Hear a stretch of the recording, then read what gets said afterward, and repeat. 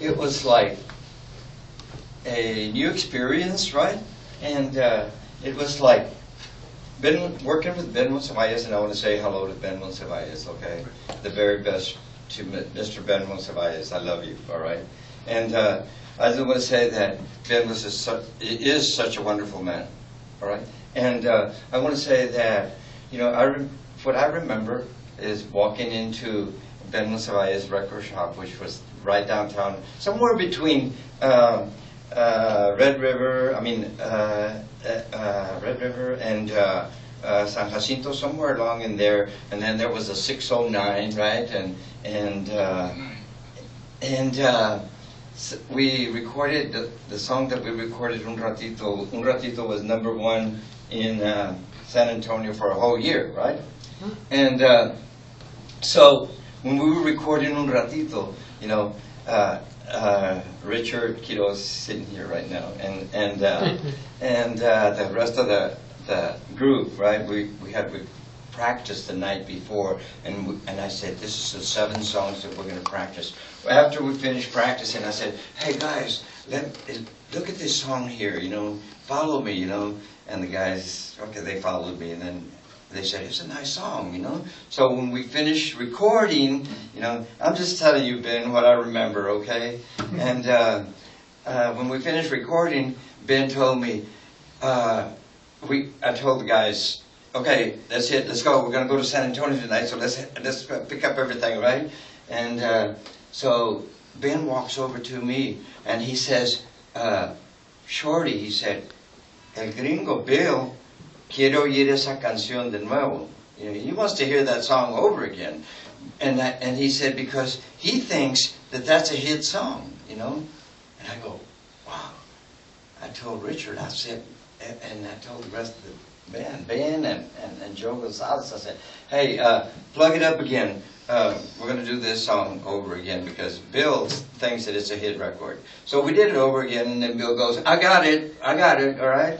And the record, in a period of about 5 months, it sold 700,000 copies, you know. Wow.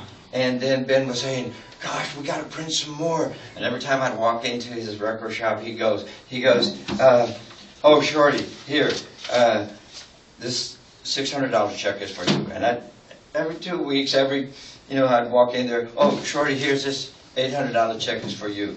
Oh, and give this to your brother Joe, because he's getting also 3% of the sales, all right? I said, all right, so, but Ben was such a wonderful person. And his family, I love them dearly, all right? And sometimes we do culture things, you know, and one of the things that crosses my mind constantly is the suffering that all of us went through, you know, the Latino, the Tejano market. I feel that if I had $1 million right now, I'd go over there and I'd record 8 songs that I have never recorded yet, you know, and hopefully if we have time, I'll do one. I apologize, I talk too much, okay? So, how old were you all at that time, and who was all in your group? And were you in the group too? Yes. Well, can you introduce him and tell us about how old were you and who all was in the group?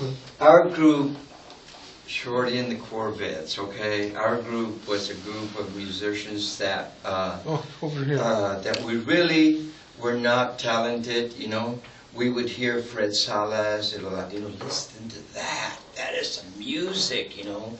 And but we were the type of musicians that we wanted to be there, and we would go for it. You know, take the back seat out of the car and load the drums in there. Let's go. We're going down south, okay? And we just traveled, right? We were all young musicians. We had the love for music, okay?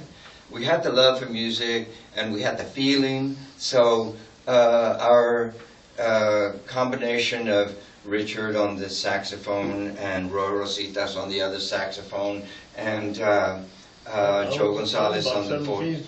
Huh? I was about 17 years old.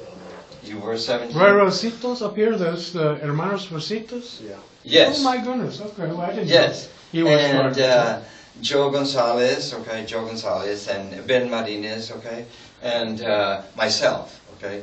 One day we were coming from San Antonio and we stopped in Seguin because we had to do a few songs there, and we met Rudy Machados, and he was our keyboard player from then on, you know. And then when Un Ratito came out, like Mr. Isidoro said, Un Ratito was playing in Chicago, right? So they said, we want y'all in Chicago, right? So that's when the band kind of like, well, see, I can't go because my wife, you know, we just barely had a child or whatever, right? And so I can't go. And so we had to, other musicians came in to play at that time. And then we did continue to record, but we recorded with other bands, okay. Other labels?